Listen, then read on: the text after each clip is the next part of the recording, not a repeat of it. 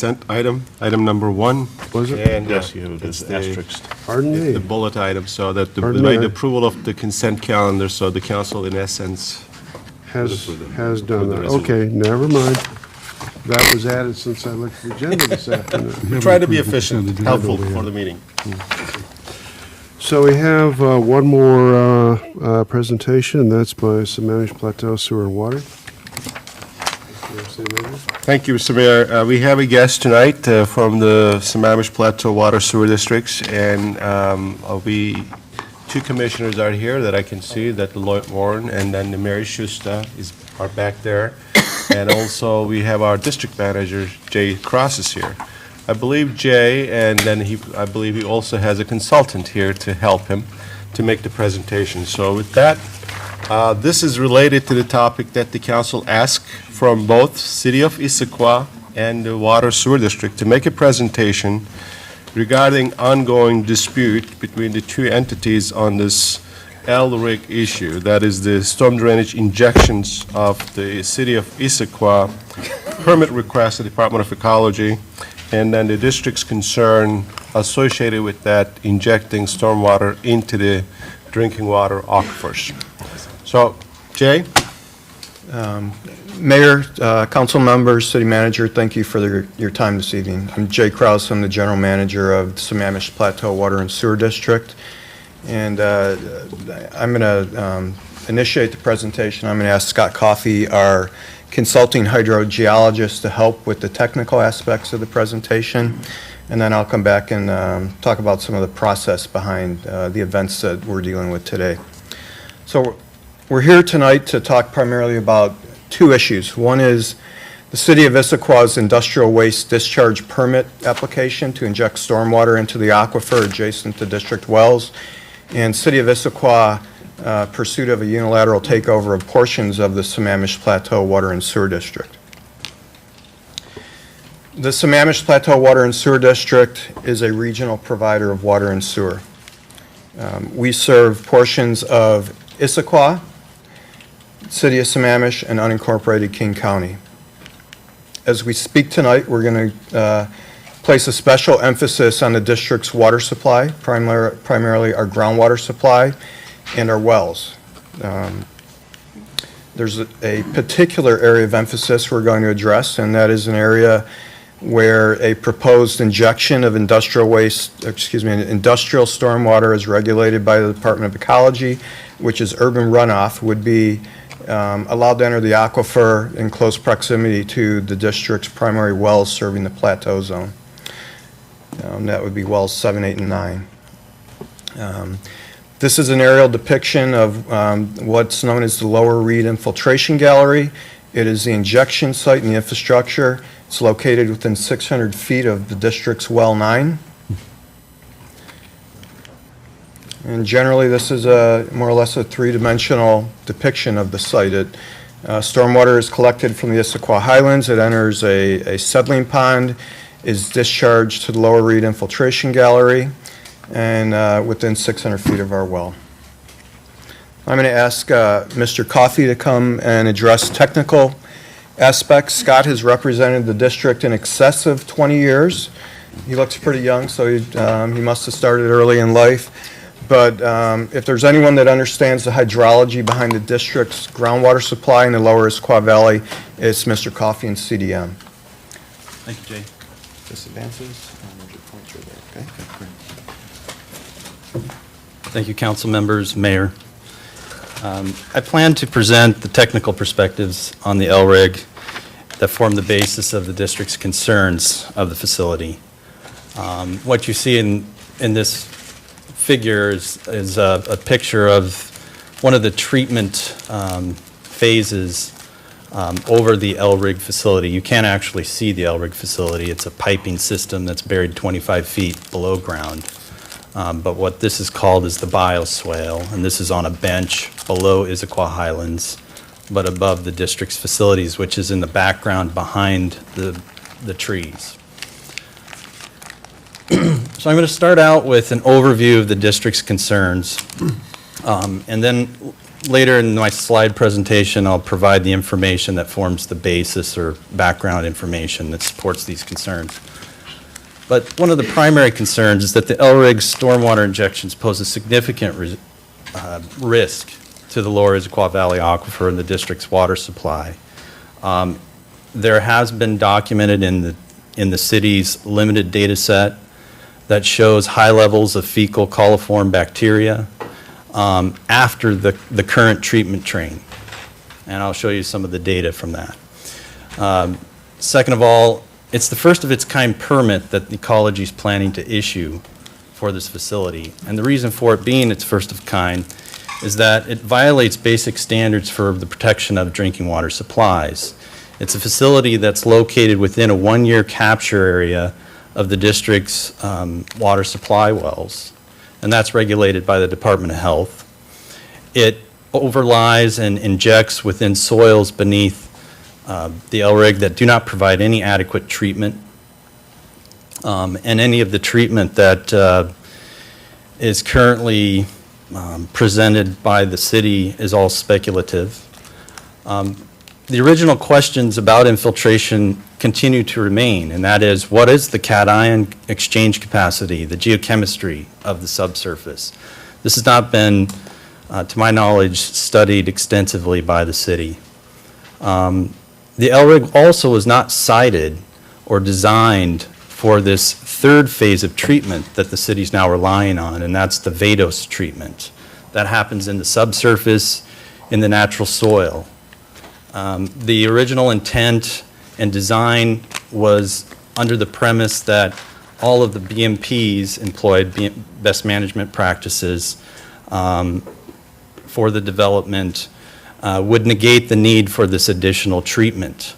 But since the city has collected their data set and it's shown to have continued high levels of pollutants after their current treatment train, that's clearly not the case. And they're falling on this VADOS treatment. And then Ecology's preliminary draft permit, the district has reviewed this. It's not been issued yet. They're planning to issue it. We don't know when. But it's currently designed to allow this injection to occur and manage the risk through a reaction condition. So they'll monitor until they see degradation, then they'll react to it, shut off the infiltration. The district has concerns over that type of a protocol for testing this facility. The city's reasons for injecting, I think you heard in their presentation that they're falling back on a development agreement that was finalized in the mid-90s. And they've had, since that development agreement was finalized, a major slide event in 2004 that completely revised their interpretation of the hydrology, the hydrogeology, and the groundwater flow patterns at this site. Given that fact, we can't understand at this point why they continue to believe that the lower Issaquah Valley aquifer is in need of recharge or supplemental recharge of stormwater. The district also has over 2 decades of water level data that shows the aquifer is not in decline and that every winter it's at its peak capacity year after year. Also, the Lrig, which is short for Lower Reed Infiltration Gallery, does not mimic the natural conditions that existed before the development. The recharge was much slower. The natural rains would infiltrate into the subsurface. That would retain and then slowly release this storage over time to when the streams were in need of it most during the summer for base flow through springs. So the bottom line is that the lower Issaquah Valley aquifer does not, which supplies potable water to over 50,000 citizens in the local area, does not need artificial recharge with stormwater, and it's not worth the risk. A figure here, which you're probably familiar with, shows the layout of where the infiltration gallery exists beneath their last phase of treatment, which is this rectangular area. And the groundwater flow direction that we've modeled and we understand from various hydraulic properties is towards the west and towards the district's production well 9. And this is towards other production wells that are off the map or air photo. You know, I think that it's been presented that this is a facility that's fairly typical everywhere.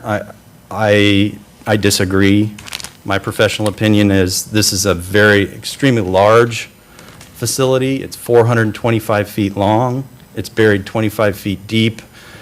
It has a pipe that's 3 feet in diameter that fills up. You can see the elevation view. This is kind of looking at it in the subsurface. It fills up to a 1 foot diameter pipe that provides the infiltration. All this at the subsurface beneath the last treatment train, which is that bioswale. A typical design is much smaller, and it's an infiltration basin where the media can be replenished after it becomes plugged with pollutants. This facility, as I'll show you, one of its design flaws is that they can't get back into the vadose zone and regenerate or do any maintenance to the filtration that they're relying on indefinitely. So I want to point out and provide some graphics that present 3 main risk factors that are of concern to the district related to this facility. One of the main ones is related to location, and I've pointed out that it's within the wellhead protection capture area of the district's wells, and it happens to be within the 1 year, and it's kind of faint, but wellhead protection is a program that's regulated by the Department of Health, and it's for all water purveyors. They're required to delineate using groundwater modeling techniques, available site information, to understand what area will contribute to their wells over time. The green area, which is the most extensive, covers this entire area, and that's the 10-year capture zone. The district's wells are located up here. We have 7, 8, 9, and then the Lrig infiltration gallery is here. Sorry for the shaky pointer. The blue is the 5-year capture area, and the red is the 1 year. Well, we've modeled well 9, which is again located here, 600 feet down gradient of the infiltration. That's well within the 6-month capture area. So considerably high risk. The other thing is the geology in the area where this facility is located. It's located in what are considered foreset beds, and these are deposited by a delta, ancestral delta during glacial times and when Lake Sammamish was much deeper and more extensive. You would place the facility down here, and there's 2 aspects to the foreset beds. They're stratified, meaning they're kind of layered. There are very permeable layers, highly permeable layers, and they dip. So what that leads to is an area that provides little to no treatment capacity in those permeable zones that, again, the city relies on to infiltrate an enormous amount of water, and what it was designed for is far more injection rates than what the current permit conditions are exploring.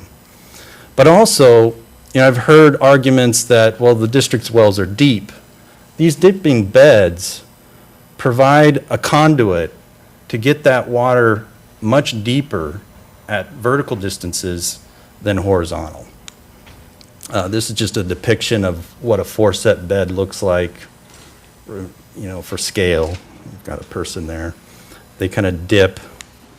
This is actually at the gravel pit, a photo taken, I believe I took this in '98, showing the dipping foreset beds. This is a cross-section going from the Lrig to well 9. So imagine being in the subsurface looking at the stratigraphy The blue indicate the more permeable stratified zones that we've mapped with other wells. These are monitoring wells that have screens located at these intervals, and they're indicated by blue. So the risk here is that we have documented changes in water chemistry, temperature, conductivity already in these wells when this injection is occurring. When the well 9, it is completed deep, but when it's pumping, it also adds to this flux of groundwater flow from the infiltration gallery that is shallow, but would provide enough flux and change in groundwater direction to direct it towards the well screen. The design risk here, again, is that they have 2 phases of treatment that are currently in play, and then they're relying on this VADOS treatment. I think I covered that, so we'll, for time, I'll keep going. I did point out, though, the design risk here, and this illustrates that. You have, over the short term, even if the VADOS zone was working, as they're claiming it will work, it's trapping pollutants through attenuation properties that, again, have not been fully analyzed by the city. But we'll assume it has. Well, this facility is not designed in order to condition that VADOS zone over time. It's planned to work indefinitely. Well, there's some problems with that. Over time, geochemically, the organic constituents that are being added to this aquifer can change the geochemistry into a reducing state. In a reductive state, the cation exchange capacity will change, and you can get leaching of metals that were absorbed to the sand. So instead of, the reaction here is that if there's a problem, they'll shut it off, they'll look at other alternatives. But the problem may be too late by that point. I mean, you can't fix the problem after the pollutant has reached that level. So there's a long-term sustainability issue. This just shows some graphics. We'll skip.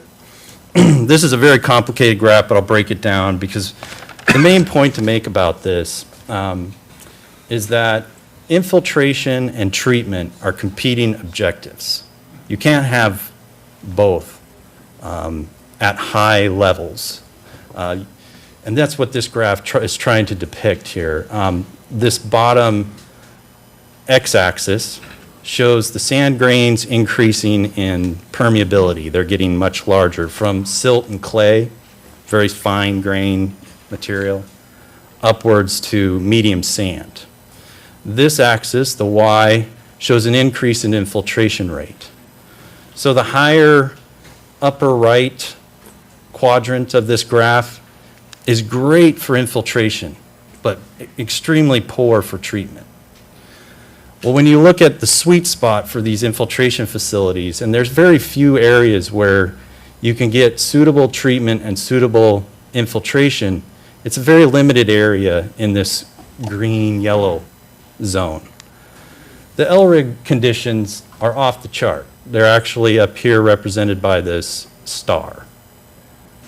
So you can see how ineffective the treatment would be in the subsurface conditions. Excellent for infiltration, poor for treatment. So one of the main other concerns we have is based on some of the limited data collected by the city in monitoring their effluent. And again, this is some of the data that they're showing fecal coliform levels that are in the thousands. To give you a perspective on that, sewage treatment plant and contact recreational water criteria is 200 MPN per 100 mil. What we're seeing after their treatment is 5,000, 2,000. It varies because stormwater does vary. There's no consistency really to it. You'll have differences related to land use changes. You'll have differences related to the weather patterns. Over time, pollutants and bacteria build up when there's very little rain, and then the rain washes it down into the system. So that's why you see a lot of changes in these levels, but these levels are of high concern, especially after their current treatment train. We've also seen when the Lrig was operating in 2006 and 2007, the district was monitoring a down gradient well. They were allowed onto the site by the city. And the left graph is the effluent, what's being injected into the Lrig. The right graph shows the closest down gradient well, which is labeled MW3. And it's clearly in fecal coliform showing degradation to the aquifer at the site. It's well above background. And again, I mentioned surface water criteria is much higher than groundwater. The criteria for fecal coliform in groundwater is 0. Also iron. Again, the left is the effluent. The right is what's been seen in the aquifer down gradient of the infiltration, well above the criterion limit of 300. And again, the background level for the lower Issaquah Valley aquifer is 50. Finally, I've got a couple slides that try to represent why this injection really isn't necessary. Before the Camp Creek slide, the EIS model, and this is actually a slide from the City of Issaquah's white paper, What is EIS?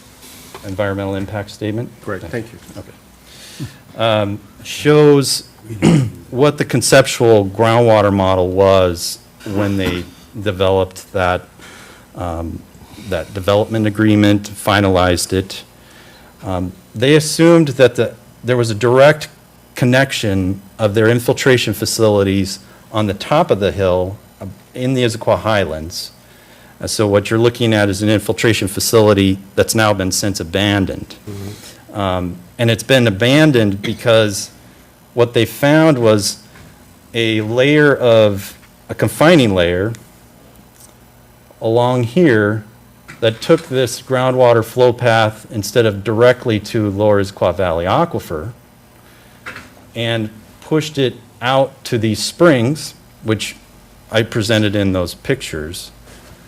Basically the top-set bed contact, and created a landslide. It was fairly large. It nearly covered I-90. And they realized our whole interpretation of the groundwater flow regime was wrong.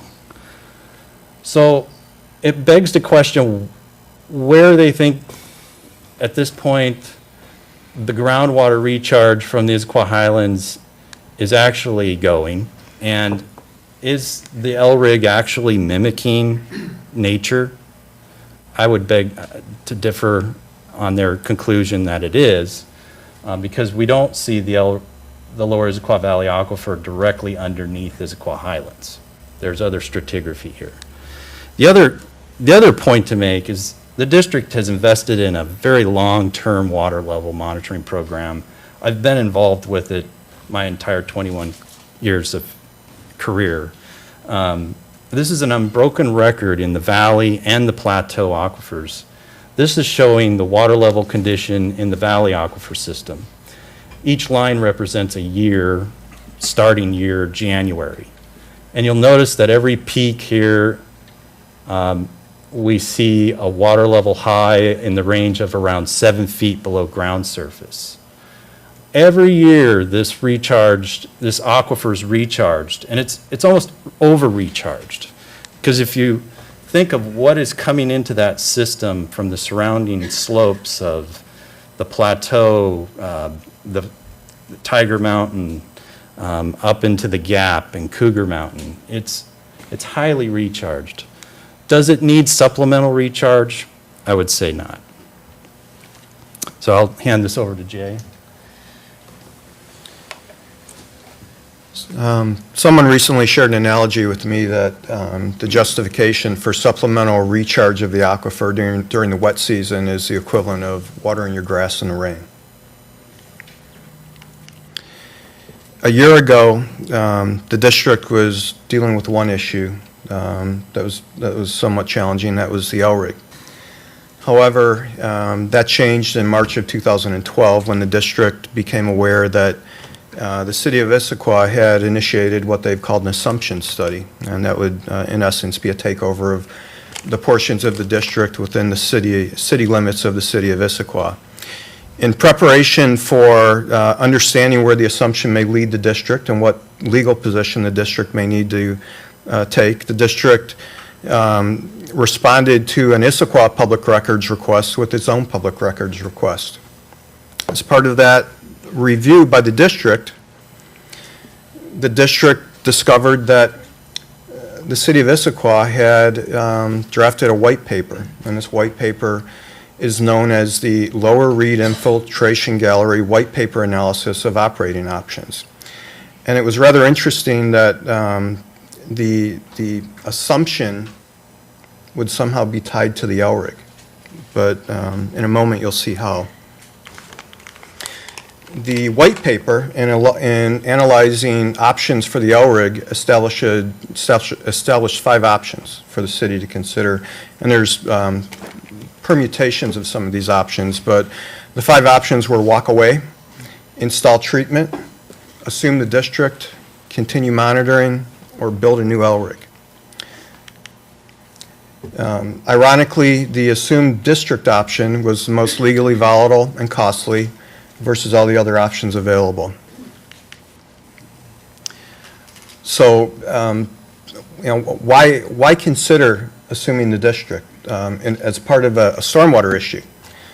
Well, the justification would be that an assumption of the district would place ownership of the district well 9, and the well site property in city ownership.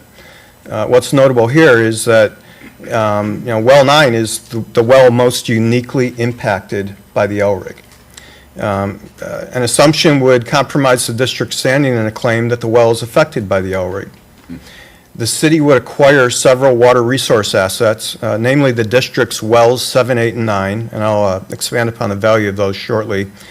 And the city, in essence, the city is looking to have the Lrig rule authorized by the Department of Ecology. Rule authorization means that the Department of Ecology would allow the initial monitoring and then give the city a pass and back out. It would then become self-policed. Now, I just want to note that these aren't the district's words. This is verbiage directly from the white paper. When you look at the white paper and you consider how someone could evaluate taking over portions of the district as part of a stormwater issue, it's more than the white paper that directs the effort towards assumption related to the Lrig. There's other emails, and I'm going to quickly go through a few of them. As far back as 2008, the city staff was telling people in regards to pursuing assumption, part of this effort hinges on what happens to well 9. We would need it under our control. In 2011, attached is a draft copy of the white paper detailing alternatives for resuming infiltration at the Lrig, and one alternative is assumption. Another email. As requested in this email is a summary of the costs necessary in fiscal year 2012 to implement the assumed district option in the Lrig white paper analysis. And Councilmember Witten, I believe at the last meeting you asked Mr. Irvin a question about, and I'm going to read your question, and you would control well 9, and then there would be nobody to contest the system proposed. And his response was, I don't know that. Unfortunately, Mr. Irvin appears to be, if not the author of the white paper, the primary author of the white paper. And there are multiple versions of it that have been circulated, tied back to Mr. Irvin. An additional email, again, indicates that the city is considering a bigger, longer-lasting fix related to the Lrig, and we'll know more when the 2012 budget is approved. What they were looking for was funding for the assumption study. And if the public were to take a look at the assumption study scope of work, it's not a study. It is a contract with RH2 and Mr. Irvin's company to complete a process of assumption of the district. It is more than a study. And then the final email is from as late as July 2012. We are currently in public records discovery with the district, thus at this time primarily moving forward with the assumption study, but the LRIG is wrapped into it as would be expected.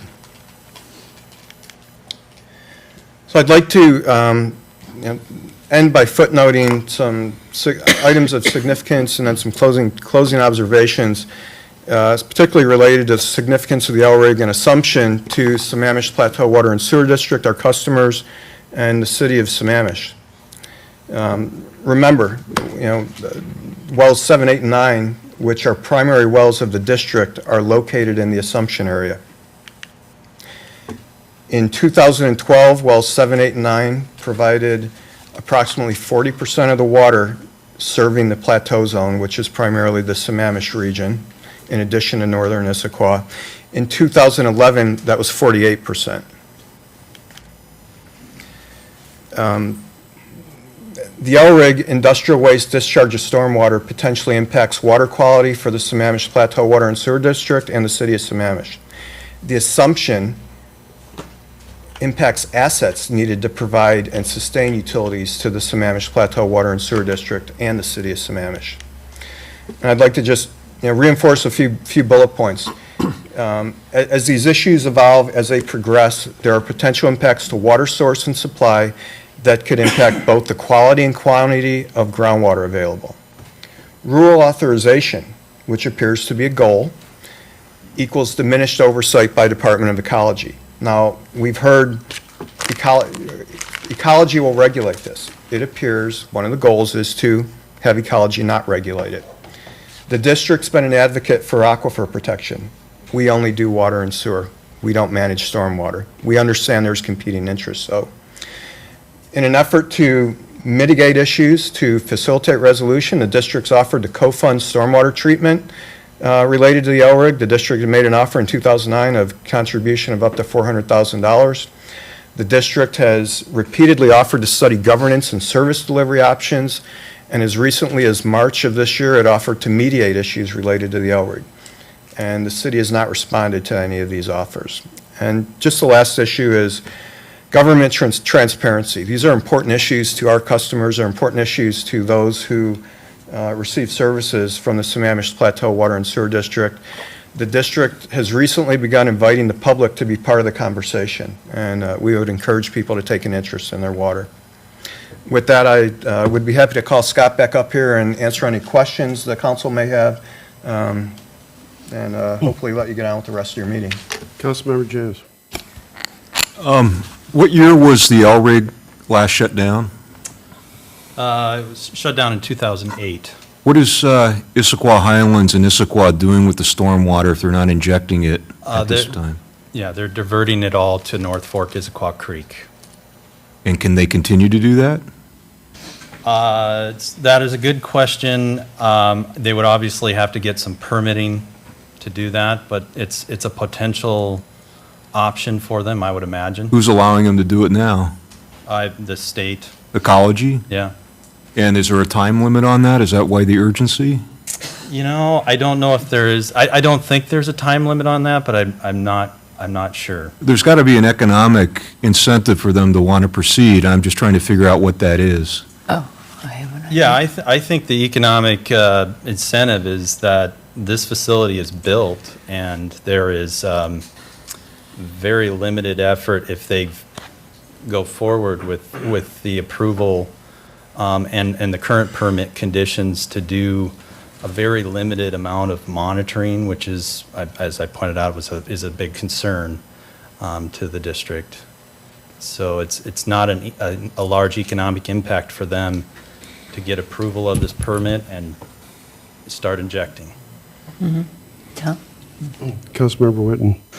One of the reasons is there's a lot of future development, I think, proposed for the Highlands that needs to have a method of disposing of its stormwater.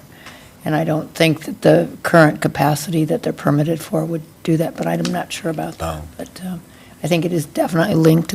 I have a question, and you may not be able to answer it, or it may be speculative. You've presented a fairly strong case here, it seems to me anyway, and I'm certainly not the expert. Why would Department of Ecology be appearing to be about to issue the permit at the end of this month? We have that conversation internally quite often. We're unable to draw conclusions. Thank you. I mean, Okay. I, Councilmember Curley, Go. followed by Councilmember Whitten. you know, I'd actually like to add to that, if that's okay. You know, I think that, again, I don't believe the district is against infiltration of stormwater in a general sense. It just has to be designed properly and thought out carefully of where you locate these facilities. And this particular location it presents enormous risk. Not all of the infiltration facilities across the state, and part of Ecology's main program to promote these stormwater injection facilities to reduce the impacts to surface water are creating this risk. Okay. Councilmember Curley. Would you drink this water? I would not drink the effluent being. Will the city of Issaquah City Council drink this water? I doubt it. So they'll choose not to drink that. They'll have some other alternative other than this water. Where's their well? Their wells, they do have wells farther down gradient than the district's wells, and then some up gradient of the groundwater flow path. This is our water. So this is purely our water. So no one in Issaquah will have to drink this water. Some of them will. That's speculation. Some will. So the elected officials of, you're saying the elected officials of Issaquah will, not intentionally, but by not necessarily following all the rules that are in place, or by somehow sidestepping them, will contaminate the water in Issaquah, thus contaminating the people of Issaquah that drink this water. That is a definite risk. And this is a risk they're willing to take because, according to you? This is a risk they're willing to take that I'm not quite clear why they're willing to take that risk. And that's the question I posed at the end of my presentation. It's not needed. You know, there's no evidence to show that their premise, which was formed back in the mid-90s, that this aquifer was in need of recharge and that they needed to mitigate the loss of recharge from the development, was worth this risk. It's not. It's not worth it. Okay. Councilmember Jared. A couple questions. Have you done this presentation in front of the Department of Ecology, and if so, what have they said? Department of Ecology has really been challenging to get an audience with. The district first made an inquiry in February of 2011 trying to meet with Ecology. We just wanted to know where they were. It took them 3 months to respond. They promised us a meeting, and that was in May of 2011 they promised us a meeting. Our meeting wasn't held until September of 2012. And we've been challenged to have an audience with Ecology. We did have a meeting with them in September. We had an additional meeting, I believe, in December. There's information here that we didn't have. The technical side, we were able to present some of the information, although they did not have their hydrogeologists attend one meeting. And the balance of the political side, we shared some, but we've gained additional information since that time. And the other question I have is, listening to your mixing the assumption and the recharge, are you suggesting that Issaquah might go for the assumption and then actually shut down the wells, forcing our customers to get more Seattle water at a much higher expense? Is that a possibility? What we can definitely read is they are looking to control well 9. They realize and understand the value of 7 and 8 also, as evidenced by the white paper. If the wells were to fall under their control, they would manage them, not the district. If there are adverse impacts, the wells could be required to be shut down, or they could elect to shut well 9 down. It could lead to additional water from the regional source being brought into the system. Councilmember, or Deputy Mayor Valderrama. Yeah, two questions. First question, when we had Issaquah here presenting at our last council meeting, they had talked about the 400,000 that you have depicted here and said that this was not accepted because of conditions that were unacceptable. Can you enlighten us now on what some of those conditions were that was unacceptable to the city of Issaquah? I can't comment on what was unacceptable because I haven't been able to find any records that would indicate what they found disfavor with. People internal to our organization recall not receiving a response after the memorandum of agreement was signed. Okay. Second question is, Issaquah has said that they've been adhering to the standards. Is it fair to say that they're adhering to stormwater standards versus drinking water standards? The standards, they have incorrectly assumed that they would meet drinking water standards, and those would be applicable. But one of the things that they miss frequently, and again, I must add that the district's been working on this concern since 2005. And one of the frequent things they forget is that there is a groundwater standard. And a drinking water standard is for a purveyor to meet. And they're less stringent than the groundwater standard. And the reason for that is you don't want to degrade your aquifer for any beneficial use, whether it's for drinking water or the biota that live in the subsurface and the animals, any beneficial use of that aquifer. So they're more protective.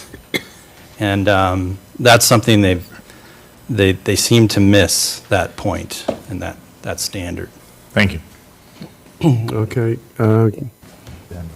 Councilmember Vance. You mentioned during your presentation, the Department of Health a few times. Is there a role for them in this at all, or does that come in when the wells start failing? Yeah, that's a good question. Unfortunately, I believe they come in when the wells start to fail. Unfortunately, it's the Department of Health regulates the quality of water supply. It places this facility, if it did degrade the water quality to a point where the district then would need to increase filtration and other means to reduce the risk of a potential threat to the water quality and their health. Nancy, I've got a couple of questions. When was the Lrig built? It was constructed in 2002. For what purpose? To initiate infiltration of the construction stormwater during the development of Port Blakely. Or Port Blakely's is that development. stormwater materially different from what we'd be dealing with in the future? Yes, I mean, stormwater changes over time as a result of land use changes. And even dating back as recently as 2002, you had a completely different characteristic of the stormwater and source.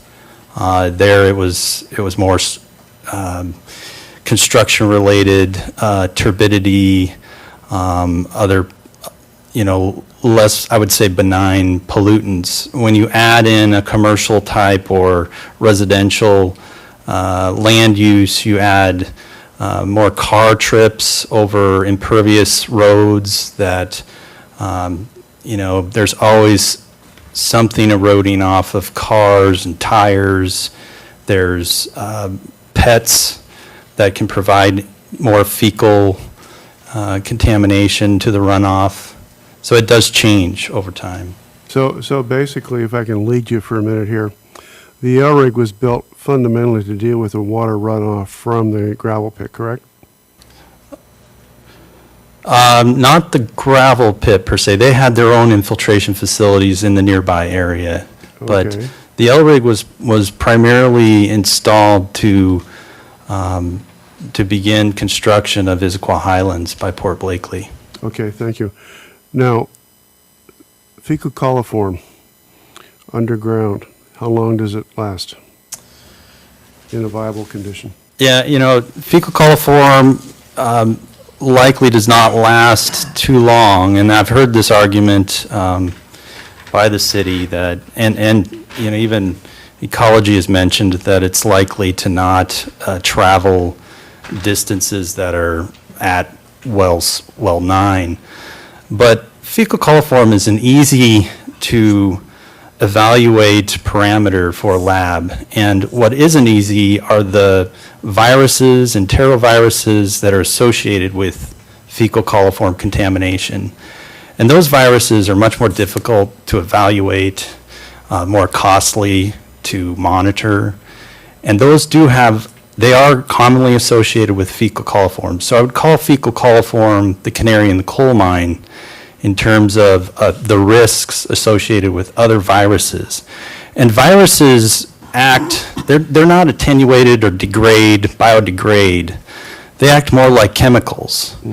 And many viruses at colder temperatures that you find in the groundwater conditions in the Northwest can survive up to several weeks, months. Okay. In your discovery process under the FOIA, Freedom of Information Act, have you detected any connection between the desire to get control of this well field and the Central Issaquah project?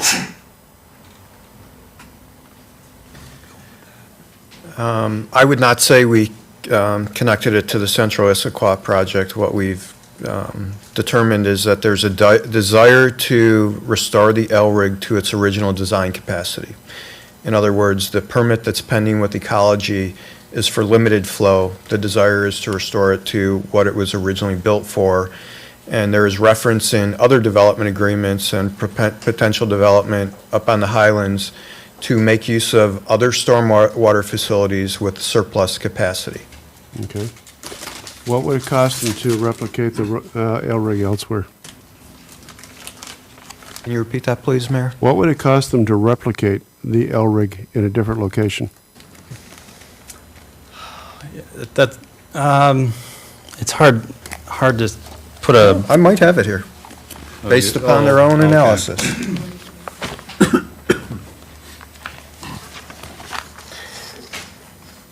Million? $1 million. Okay, thank you.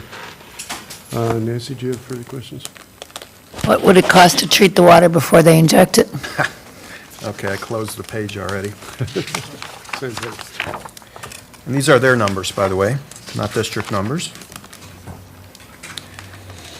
Installing active water treatment, $1.5 million.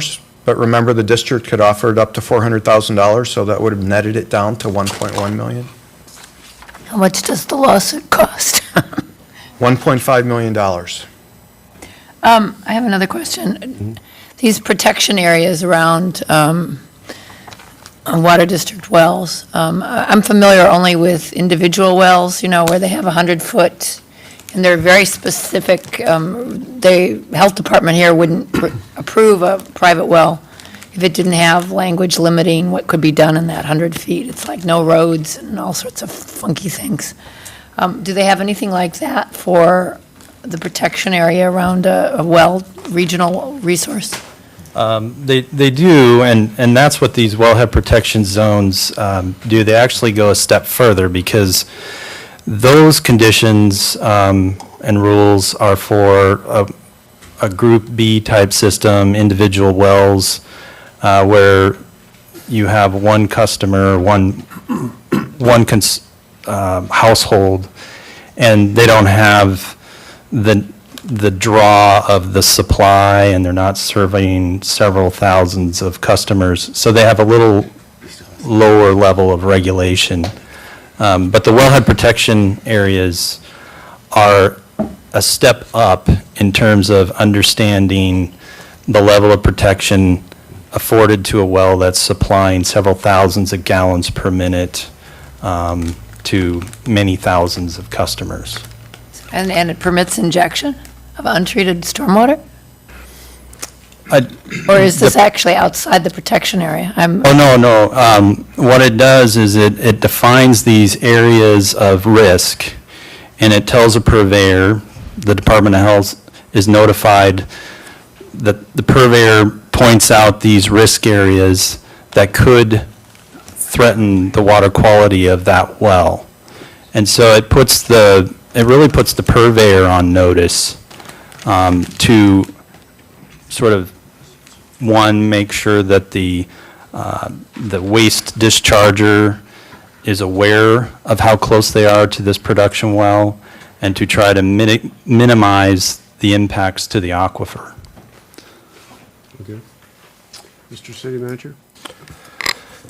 I have multiple questions, so, and try to be very quick. I know we have other agenda items here. If I understood you correctly, the district offered $400,000 for $1.5 million treatment facility. Is that correct? The district offered $400,000 in 2009. And then the cost of the treatment facility is $1.5 million approximately? As estimated by the city, that's correct. An annual operating, maintenance and operating cost of that, do we have any idea? We do not know that at this time. Okay. How much each party spent on the lawsuit so far? Do we have any idea? City of Issaquah? Well, they have at least, well, their assumption efforts, if you can find it in the budget, there's $500,000. It's very difficult to find. What they invested in the Lrig, it has to be substantial amounts, because I know what the district's invested. And on our side, I'm trying to, from memory, draw, but we are in the hundreds of thousands related to the assumption and the Lrig also. Is it fair to say that both parties spent about $2 million on the lawsuits? So you have to defend yourself, obviously, you have to do some works and for what's being taken? For over the Could years? approach that. Okay, thank you. Any further questions? Seeing none, thank you very much, Jay. Thank you for your time this evening.